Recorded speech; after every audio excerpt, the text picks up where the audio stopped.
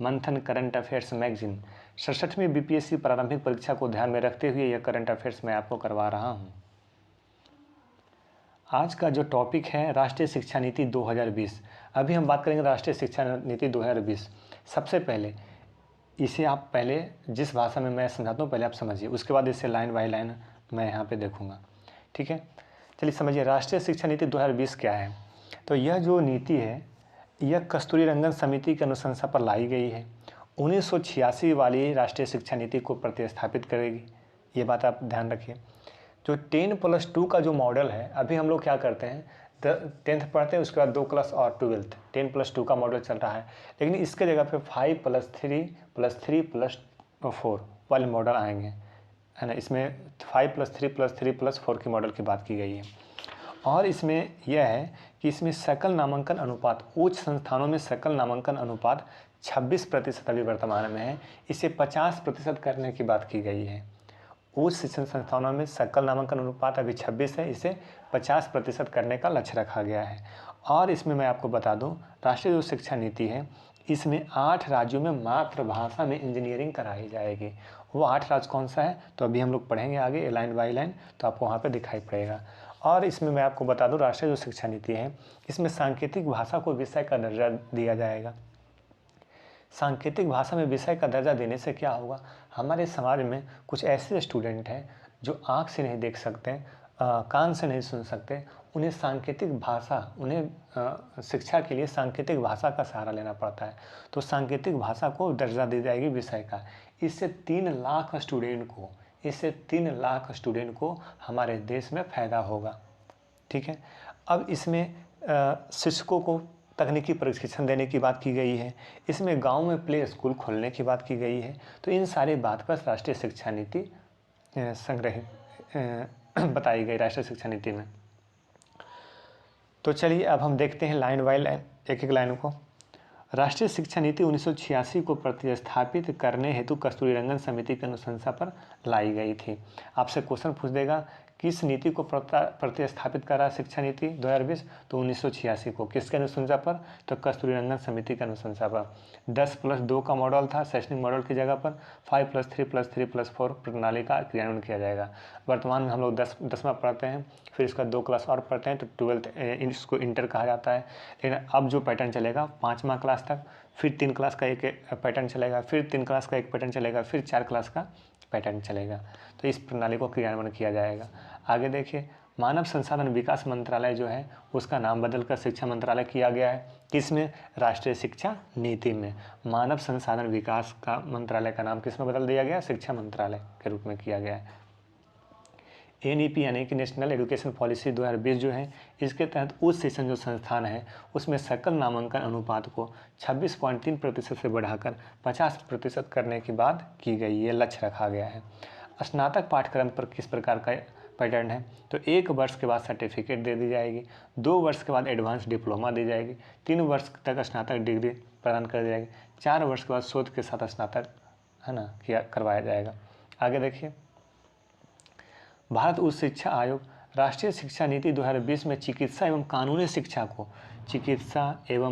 शिक्षा को छोड़कर सकल उच्च शिक्षा हेतु एक सकल निकाय के रूप में भारत उच्च शिक्षा आयोग का गठन किया गया है। देखिए, भारत उच्च शिक्षा आयोग का गठन किया गया है, भारत उच्च शिक्षा आयोग का गठन किया गया है। यह जो आयोग है इसमें किसे शामिल किया गया है, तो इसमें चिकित्सा और कानूनी शिक्षा को छोड़ करके जितने सारे उच्च शिक्षा हैं इसके लिए एक निकाय के रूप में एक सिस्टम बनाई गई है ना। और उसका जो देखभाल करेगा कौन सा आयोग करेगा, राष्ट्रीय उच्च शिक्षा आयोग का गठन किया गया है। ठीक है, तो इसमें किसे किसे छोड़ दिया गया है, तो चिकित्सा को और कानूनी शिक्षा को। आगे देखिए,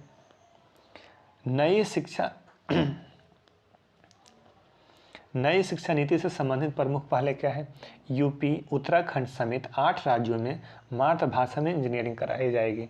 8 राज्यों में इंजीनियरिंग जो कराई जाएगी वो मातृभाषा में कराई जाएगी।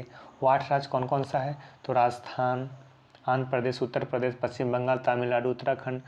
उत्तराखंड के विद्यार्थी तो हिंदी में ही होंगे, तमिल हो गया, तेलुगु हो गया, मराठी हो गया, बांग्ला में इंजीनियरिंग की पढ़ाई मातृभाषा में करेंगे। चलिए आगे देखिए, सांकेतिक भाषा को विषयों का दर्जा दिया जाएगा। 3 लाख स्टूडेंट को यहाँ पर फ़ायदा होगा। सांकेतिक भाषा कैसे भाषा होते हैं, जो बहरे लोग हैं, है ना, जो कान से नहीं सुनते, जो आँख से नहीं देख सकते, उनके लिए सांकेतिक भाषा का प्रयोग कराया जाता है। तो इससे 3 लाख स्टूडेंट को फ़ायदा होगा। तो भारत सांकेतिक भाषा को विषय का दर्जा दिया जाएगा। छात्र इससे भाषा के तौर पर पढ़ पाएंगे। देश में 3 लाख से ज़्यादा बच्चे ऐसे हैं जिन्हें सांकेतिक भाषा की जरूरत होती है, इससे उनकी दिक्कतें दूर हो जाएगी। आइए, निष्ठा 2.0, राष्ट्रीय शिक्षा नीति में निष्ठा 2.0 की बात की गई है। आपसे डायरेक्ट क्वेश्चन पूछेगा, राष्ट्रीय शिक्षा नीति में, है ना, निष्ठा 2.0 की बात की गई है। आपसे क्वेश्चन ऐसे बना देगा, निष्ठा 2.0 किस नीति में, है ना, किस नीति में निहित है? तो निष्ठा 2.0 राष्ट्रीय शिक्षा नीति में निहित है। निष्ठा 2.0 में होता क्या है? तो इसमें शिक्षकों को तकनीकी शिक्षा प्रदान की जाएगी। स्कूल शिक्षा की गुणवत्ता में सुधार के लिए निष्ठा 2.0 कार्यक्रम शुरू किया गया है। पहले 10 लाख शिक्षकों को तकनीकी आधार से प्रशिक्षण, कुल 40 लाख शिक्षकों को लाभ मिलेगा। 56 विषयों में 68 मॉड्यूल बनाए गए हैं। आगे देखें, योग्यता आधारित मूल्यांकन। सीबीएसई स्कूलों में ग्रेड 3, 5, 8 के लिए योग्यता आधारित मूल्यांकन ढांचा सत्र 2021-22 से ही शुरू है। 25,000 स्कूलों और 50 लाख विद्यार्थी को लाभ इससे मिलेगा। यानी कि 3, 5, 8 के लिए योग्यता आधारित मूल्यांकन कराई जाएगी। ये 2021-22 से ही शुरू कर दी गई है। विद्या प्रवेश एक पहल है। विद्या प्रवेश पहल है। तो विद्या प्रवेश पहल से आप क्या समझते हैं? तो इसमें गाँव में प्ले स्कूल का निर्माण, गाँव में प्ले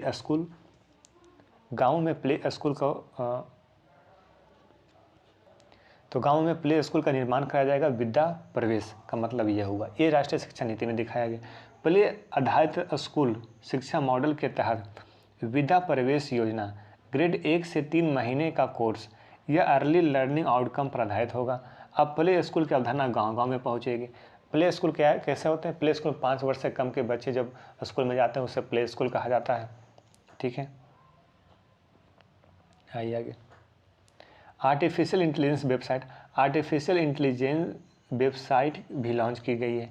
इससे छात्र एवं AI आधारित विषय व पढ़ाई के लिए बारे में जानकारी जान सकेंगे।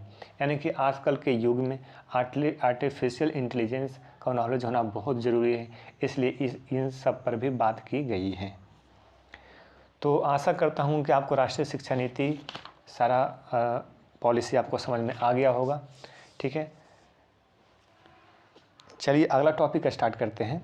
भारत में प्रशासनिक एवं सांगठनिक परिवर्तन।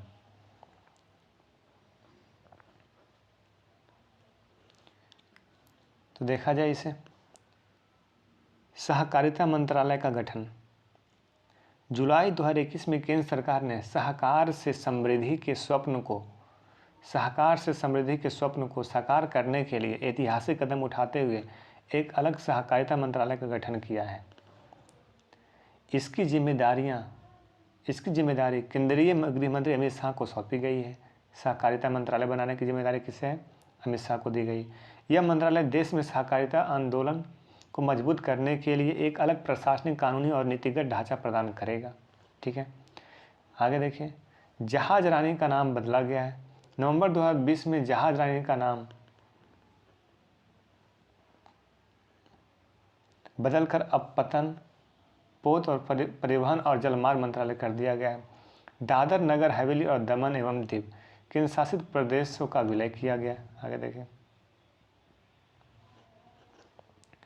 वर्ष 2019 में केंद्र सरकार द्वारा दादर नगर हवेली तथा दमन एवं दीव का विलय दादर नगर हवेली और दमन दीव केंद्र शासित प्रदेशों का विलय अधिनियम 2019 के माध्यम से कर दिया गया है। भारत में अभी तक 9 केंद्र शासित प्रदेश थे। दमन एवं दीव दादर नगर हवेली के विलय के बाद इनकी संख्या 8 हो गई है।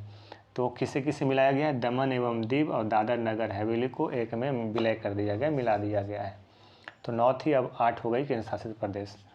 जम्मू और कश्मीर का पुनर्गठन देखिए। अक्टूबर 2019 में जम्मू और कश्मीर राज्यों को जम्मू कश्मीर और लद्दाख केंद्र शासित प्रदेशों में आधिकारिक रूप से विभाजित कर दिया गया है। सरदार वल्लभ भाई पटेल की जयंती के होने 31 अक्टूबर का प्रतीकात्मक महत्व है, इसलिए इस दिन को दोनों नवगठित संघ शासित प्रदेशों में नौकरशाही के स्तर पर कामकाज की शुरुआत के लिए चुना गया है। ठीक है, तो ये देख लेंगे भारत में प्रशासनिक और सांगठनिक परिवर्तन में ये सारे टॉपिक। अब अगला जो टॉपिक है नीति आयोग के सूचकांक देखिए। नीति आयोग के सूचकांक, सतत विकास लक्ष्य भारत और भारत का सूचकांक। सक्सेस संगम में आपका स्वागत है। मैं यहाँ पे करवाता हूँ